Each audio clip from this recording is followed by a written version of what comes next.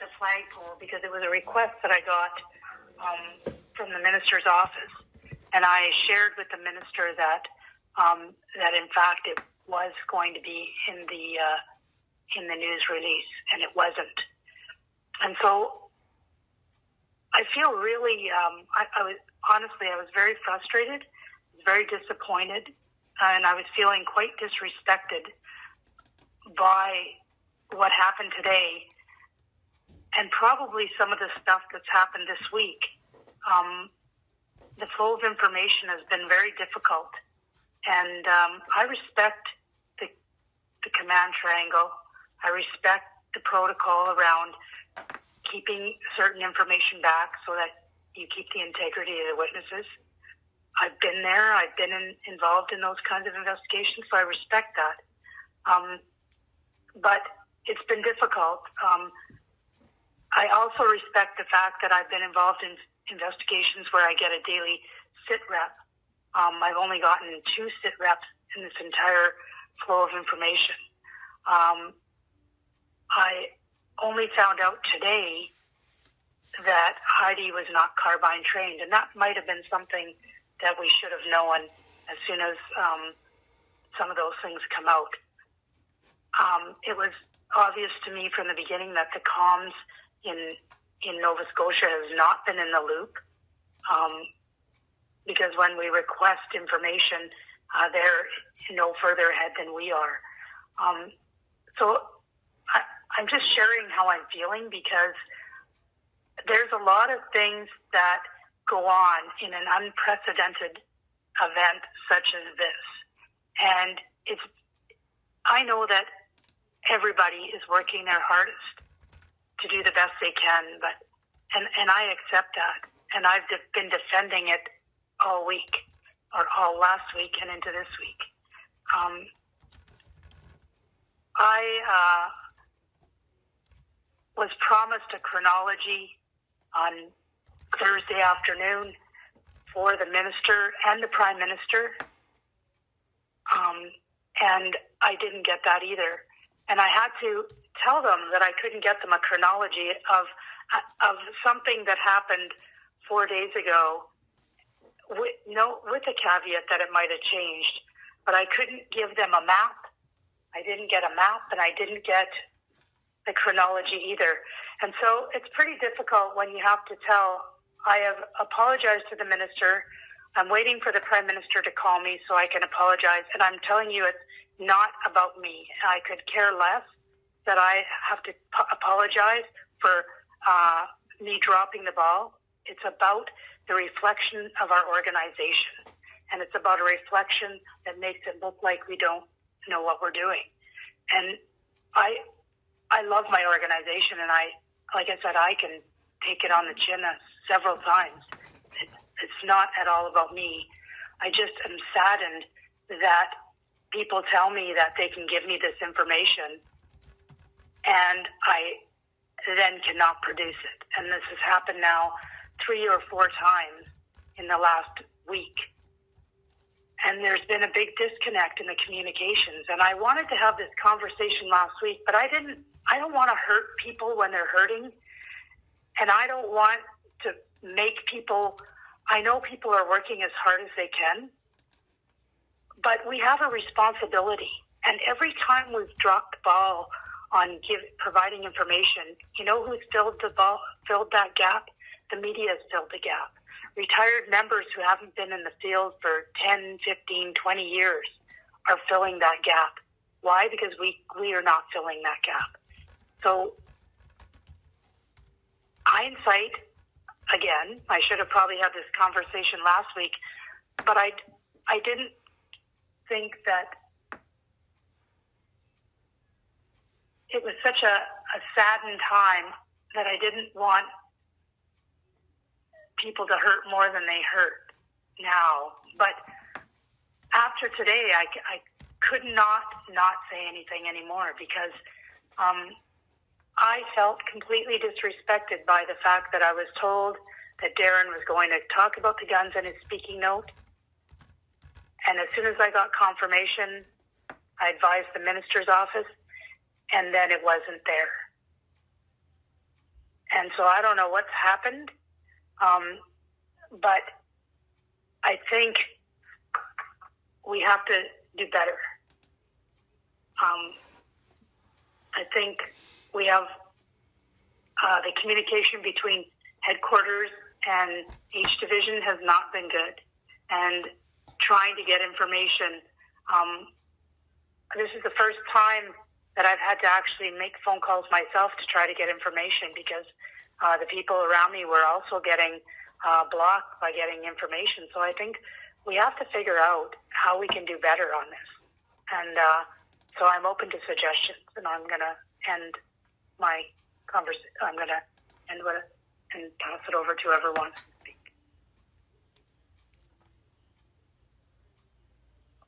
Okay, well, I'll start off, and I'm sorry that you're feeling disrespected, because certainly that wasn't the intention.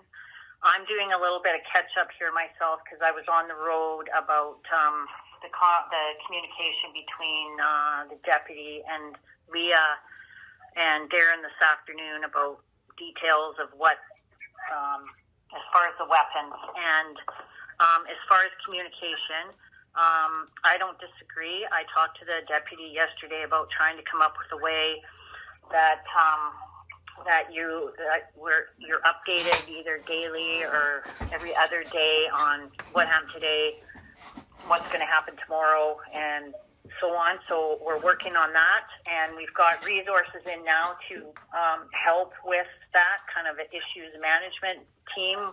We've got one from J and one from B that's working with Chris and Darren. And as far as the guns and the type and what was seized and what we were comfortable saying, there's a reason for that, and do we want to expand on that? Oh, I understand the reason. I wasn't asking for anybody. I get that. I completely understand the reason. What I don't get is that I was told that there was a certain line that was going to be used. It eventually was used in a question when asked for a question, but I was expecting it to be part of the narrative that went forward, and it was only by fluke. Had the question not been asked, nothing about the guns would have been mentioned. And I was told that it would be mentioned.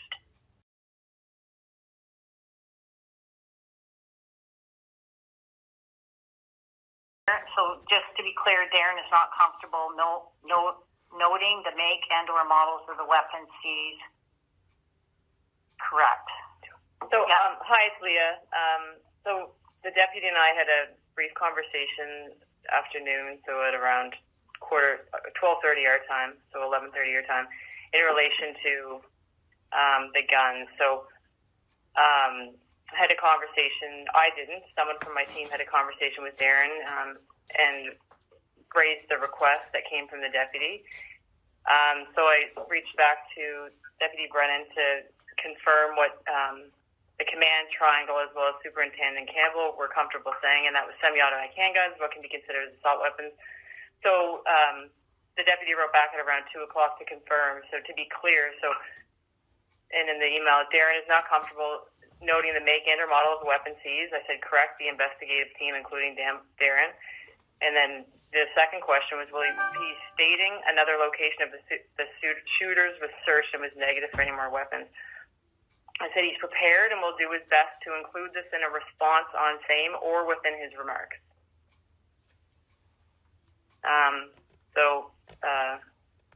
My intention was not to disrespect. I will own the fact that that was not included or adjusted in his remarks. Yeah, it's Dan here. Until almost 1:30 our time, and based on the prepping that we had done before, we were under the understanding that we wouldn't be providing any. And then we got the message from Leah's team member that the deputy commissioner wanted the handguns included in terms of number and type. And we then changed the answer knowing that we were just literally minutes away from having the text of that loaded up for posting. So from my perspective, there was never any understanding that we would be actually changing his remarks, because those were pretty much a lock. We got the message an hour before he was going into that room. We changed the answer to, here are the number and the types, the semi-automatic handguns, and so on, like Leah just said. But it wasn't my understanding in prepping with Darren that was going to be the statement itself was going to change. Yeah, and Darren. Sorry, go ahead. Does anybody realize what's going on in the world of handguns and guns right now? The fact that they're in the middle of trying to get a legislation going, the fact that that legislation is supposed to actually help police, and the fact that the very little information I asked to be put in speaking notes at around 11:30 this morning is when I started this, which was 3 or more hours before Darren was to speak, could not be accommodated. The fact that I asked almost 8 hours before for a chronology and a map couldn't be provided in 8 hours, but yet it could be provided on the 9th or 10th hour when it was too late, 4 days or 5 days after the event. So does anybody wonder why I feel frustrated, or I feel like I'm not being heard, which makes me feel disrespected? Is anybody seeing that, or is it just, am I being oversensitive? It's Darren Campbell here. I just want to let you know that we had conversations with comms in and around the guns as if it was going to be a question asked. I wasn't given any kind of updated insertion on the weapons, so that never even made it into the notes that I was provided in terms of what I was going to deliver today. I didn't get any request from anybody for a timeline for this today at all, so I haven't seen. No, not for today. This is for last Thursday. I had referred to that event because that happened to me last Thursday, where I had requested a timeline and a map. So, well, all I can say is we worked tirelessly, all of us, on providing a proper and accurate timeline with so much information coming in and getting an accurate map with national headquarters as well, with the equipment we had, which is why we ended up with such an excellent product. I realized that there was request for it to be done Thursday, but with what we had, and we were putting all the effort in, we couldn't get it all done on Thursday, but had the product ready to go, an accurate product on Friday. And that's not because we're all sitting here doing nothing. We're trying to put it all together with a lot of information. I would never accuse you of sitting around and doing nothing. My point is, we worked really hard on it to meet the deadline, and we couldn't meet it with the information that was coming in, and still wasn't available to provide a proper, accurate timeline at the deadline on Thursday.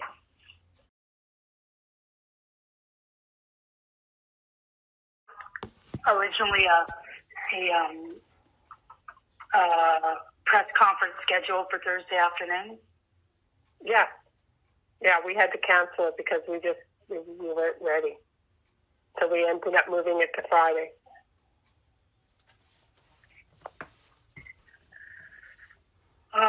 So how did it get to me that the little one line that I needed to be put into Darren's speaking notes, how did it get to me that one line was going to be in his speaking notes and it wasn't?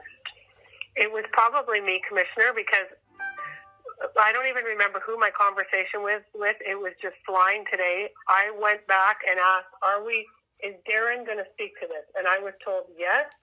He's putting it in himself. He's going to speak to it, but they don't want it in the speaking notes because they don't want it posted. I can't even remember who told me that. And whoever told me that, it's not even relevant probably. And, you know, I took that, and then when I went back to ask Dan, is he going to be speaking about what Dan told me? But of course, because of course this is just like the biggest cluster ever, Dan said to me after, well, no, I didn't mean he was putting them in his notes. I meant he was putting them in his questions. So it all got bunged up. Because, I don't know if it's because there were too many people inserting, like we had so many people inserting themselves. And so I take full responsibility for telling you they were in his notes. That was my understanding. I did not mean to misrepresent anything. That is what I was under the understanding that was going to happen. I was told that, and I can't remember by whom.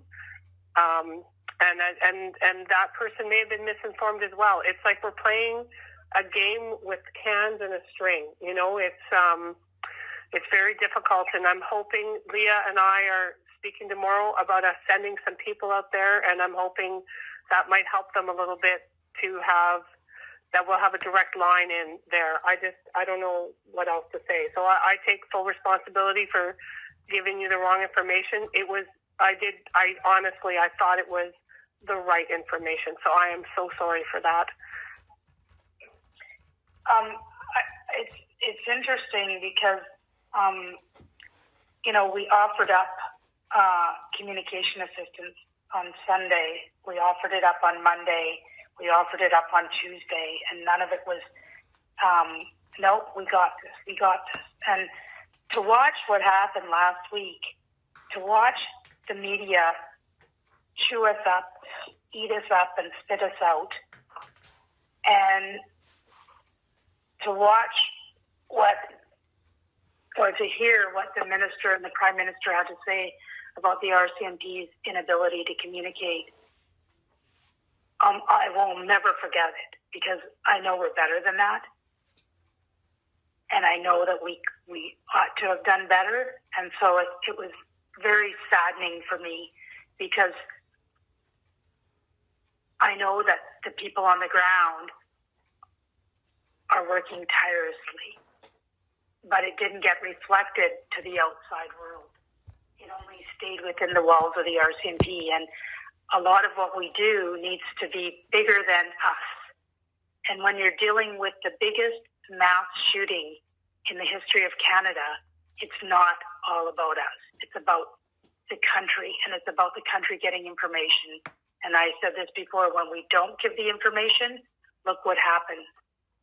Our members had to sit and watch us get chewed up about things that we couldn't do anything about, because we did not have the proper resourcing to deal with the communications on this. And we were dealing with an unprecedented crisis within an unprecedented crisis. And so I think we have to just reflect back and think about how this can, you know, the things that we need to do better. And so I figured we got through that wave until today. And yet I got hit again,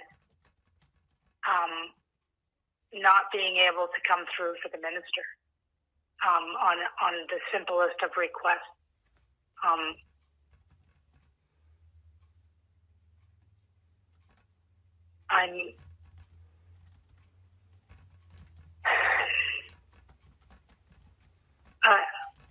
I feel bad even having this conversation, because I don't want any of you to feel bad. But it's disheartening for me to try to manage our RCMP, which is bigger than Nova Scotia,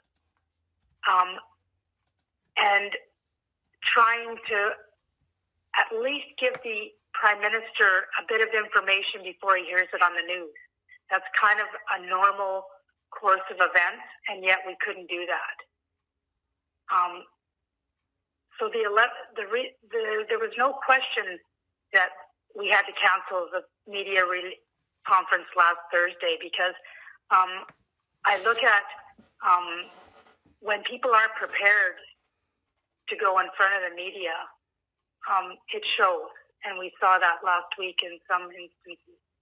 But I guess we have to figure out how we're going to move forward and be better, because I cannot let this happen again. I already have a request sitting on my phone that the minister wants to speak with me, and I know exactly what it's going to be about. And I can't even, I can't, there's not much I can say except that once again I dropped the ball. So that's going to be the fourth time I'm going to say that to him. But, so what are we going to do going forward?